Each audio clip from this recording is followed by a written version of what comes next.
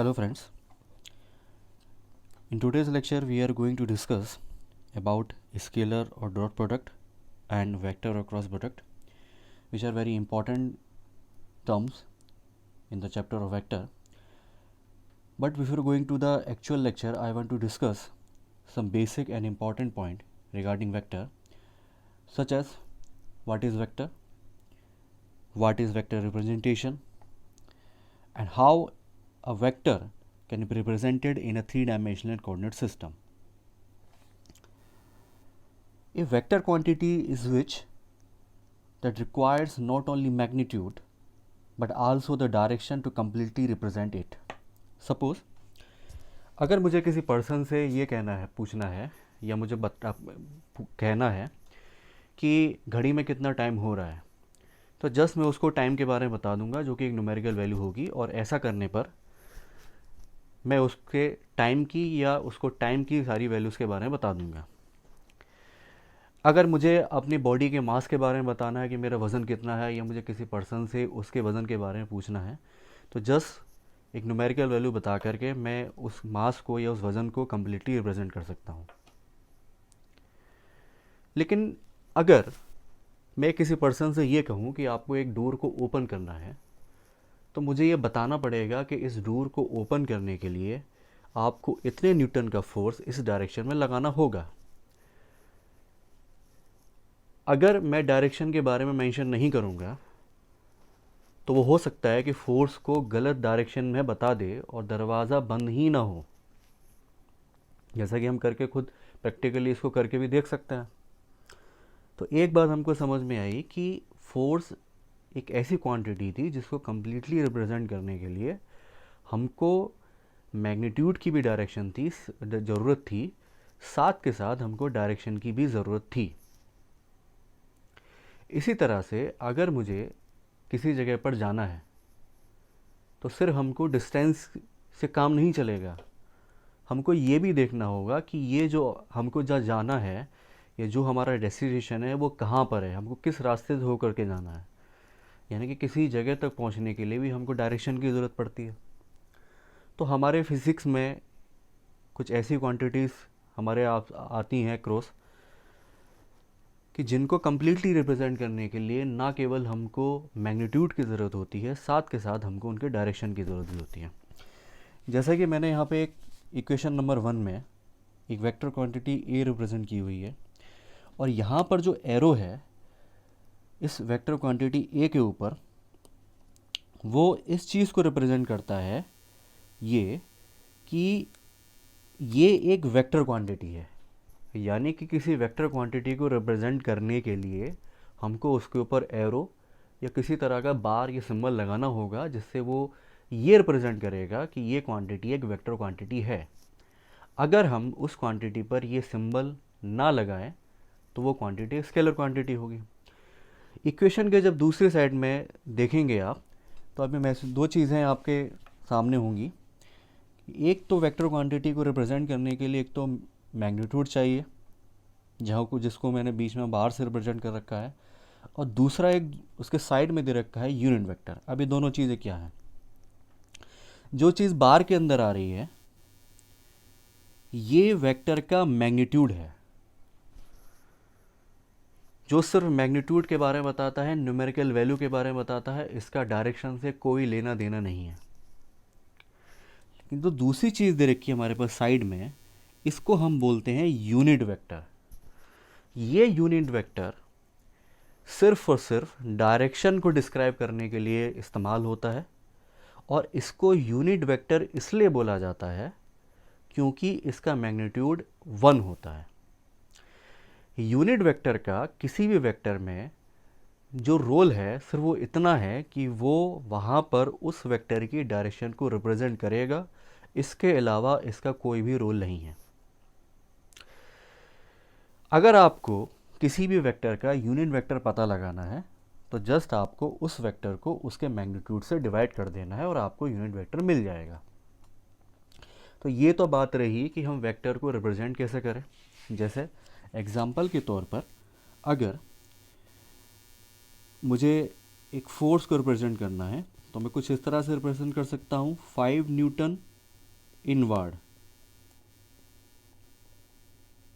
यहाँ पे इनवर्ड का मतलब हुआ कि 5 न्यूटन का फोर्स आपको अंदर की तरफ लगाना है।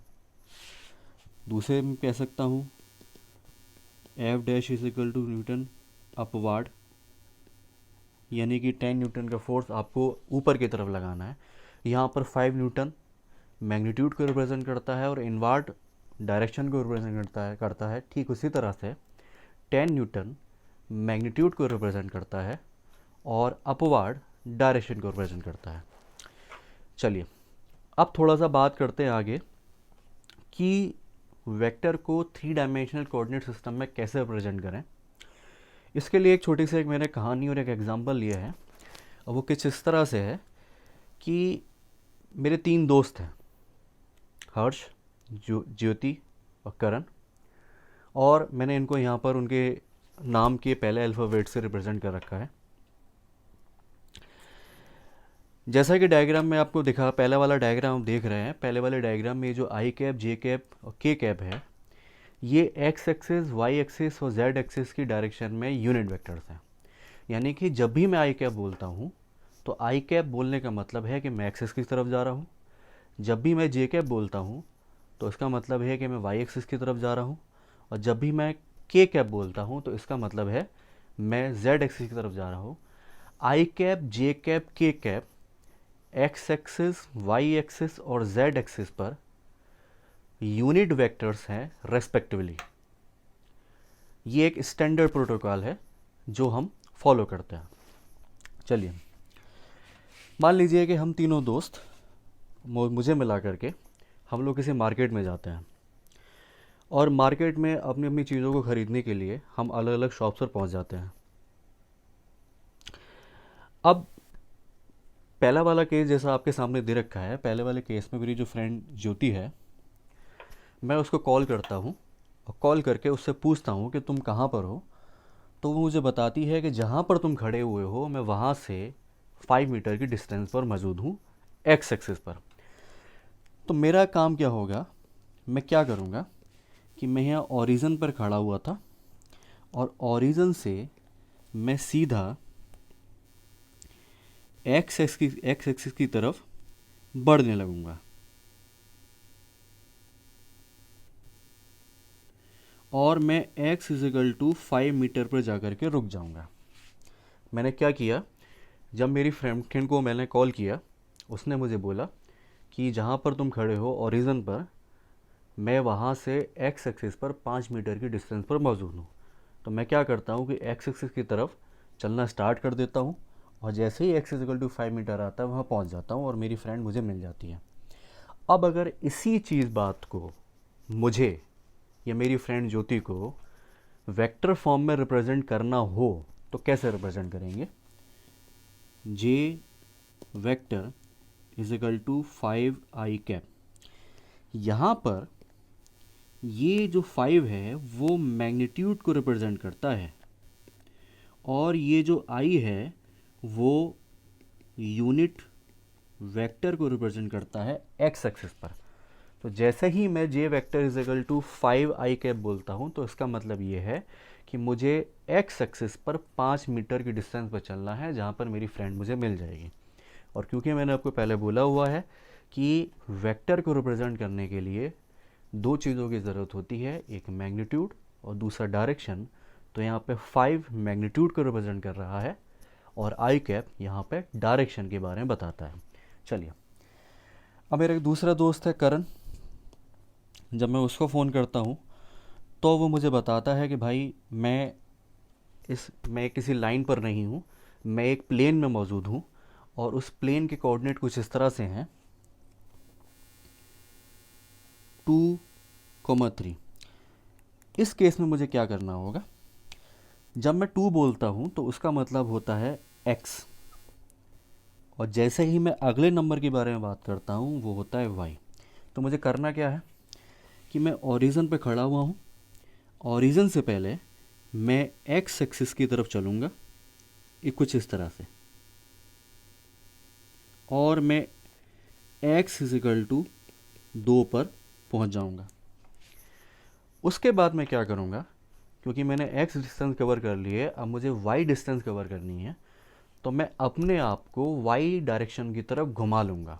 यानी कि मैं अपने मुंह को या अपने आप को वाई डायरेक्शन की तरफ रोटेट कर लूँगा।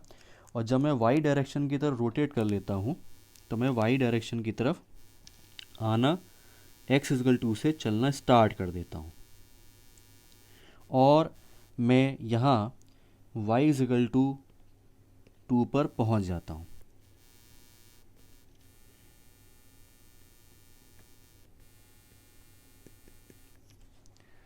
यानी कि मैंने क्या किया कि पहले मैं एक्स एक्सिस पर चला, जब एक्स इक्वल टू 2 पर मैं पहुंच गया, उसके बाद मैंने अपनी मुंह को या अपने आप को वाई एक्सिस की तरफ रोटेट किया, और मैं वाई एक्सिस पर चलने लगा, वाई एक्सिस के पैरेलल चलने लगा, और मैं अपनी फ्रेंड करण के पास पहुंच गया।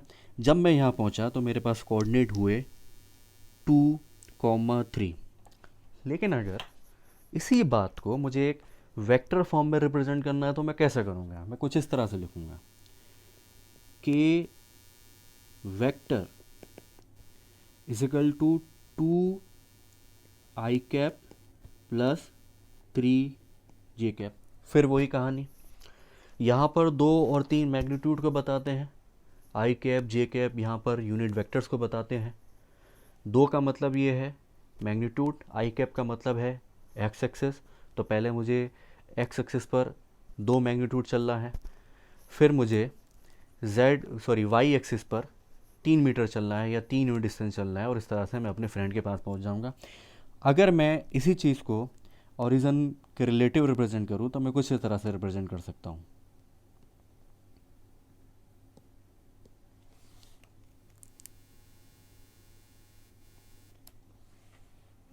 मैं ओरिजिन से सीधे इसमें भी आ सकता हूं, और आप एक चीज़ महसूस कर रहे होंगे कि ये जो एक्स वाई है वो एक्स वाई एक लाइन नहीं है, ये प्लेन है। तो पहले वाले केस में हम लाइन पर चल रहे थे, यानी कि हम 1D में थे। दूसरे वाले केस में हम 2 डायमेंशंस में आ गए, यानी कि हम एक प्लेन में मूव कर रहे हैं, तो हम 2D में आ गए। अब मैं बात करता हूँ तीसरे और लास्ट केस की।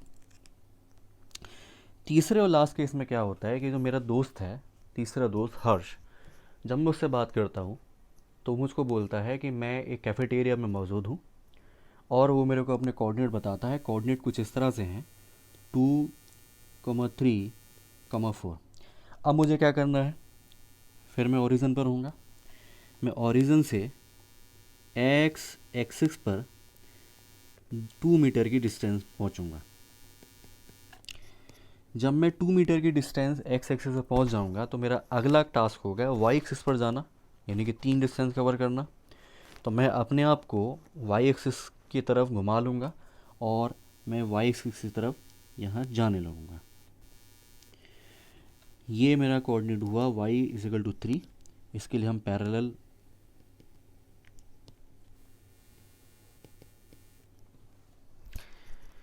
अब मैंने क्या किया कि पहले तो मैं एक्स एक्सिस पर चला, फिर मैं वाई एक्सिस के पैरेलल चला।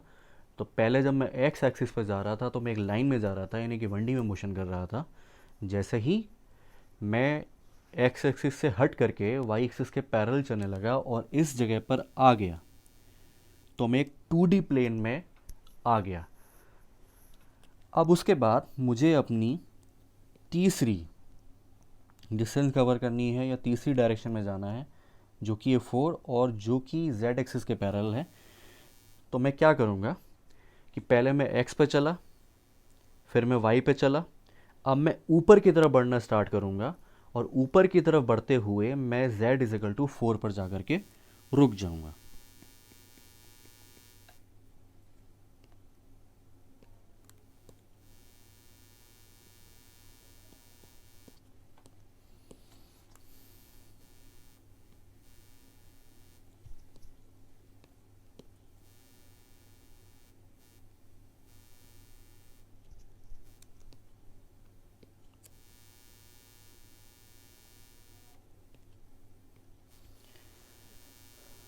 और मैं इस तरह से Z एक्सिस पर चलने लगा, और मैं Z इजिकल टू 4 पे पहुंच गया। ये मेरे दोस्त का, हर्ष का कोऑर्डिनेट था। अब मुझे इसी को वेक्टर फॉर्म में रिप्रेजेंट करना है, तो मैं इसको रिप्रेजेंट करने के लिए कुछ इस तरह से रिप्रेजेंट करूँगा, 2y cap plus 3j cap plus 4k cap. Same वही कहानी, 2 3 4 यहाँ पर मैग्नीट्यूड रिप्रेजेंट करते हैं, आई cap J cap K cap यहाँ पर यूनिट वेक्टर को रिप्रेजेंट करते हैं।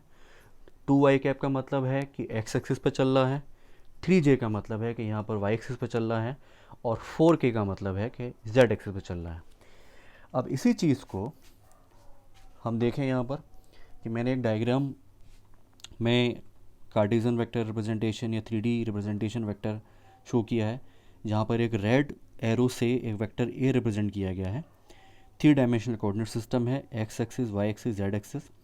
एक्स एक्सिस पर उसका कंपोनेंट है ए एक्स, वाई एक्सिस पर कंपोनेंट है ए वाई, जेड एक्सिस पर कंपोनेंट है ए जेड। और जो रेक्टेंगल हमारे पास ब्लॉक है उसके अंदर मैंने वेक्टर को रिप्रेजेंट किया हुआ है A is equal to A X I cap plus A Y J cap plus A Z K cap. तो ये हमारा एक तरीका होगा कि 3 डायमेंशनल कोऑर्डिनेट सिस्टम में किसी वेक्टर को रिप्रेजेंट करने का। तो इसके लिए हमें किस किस चीज़ों की ज़रूरत पड़ी? यूनिट वेक्टर्स की ज़रूरत पड़ी तीनों एक्सिस पर मैग्नीट्यूड की ज़रूरत पड़ी, और इस तरह से हमने किसी वेक्टर को रिप्रेजेंट कर लिया। अगर आपको इस वेक्टर का मैग्नीट्यूड निकालना है तो आप देख रहे हैं कि मैग्नीट्यूड निकालने के लिए आपको करना क्या होगा कि एक्स एक्सिस के कंपोनेंट, वाई एक्सिस के कंपोनेंट और जेड एक्सिस के कंपोनेंट को आपको स्क्वायर करना पड़ेगा, तीनों को जोड़ना पड़ेगा और जोड़ करके मैग्नीट्यूड लेना होगा, और इस तरह से आप उसकी डायरेक्शन के बारे में पता लगा लेंगे।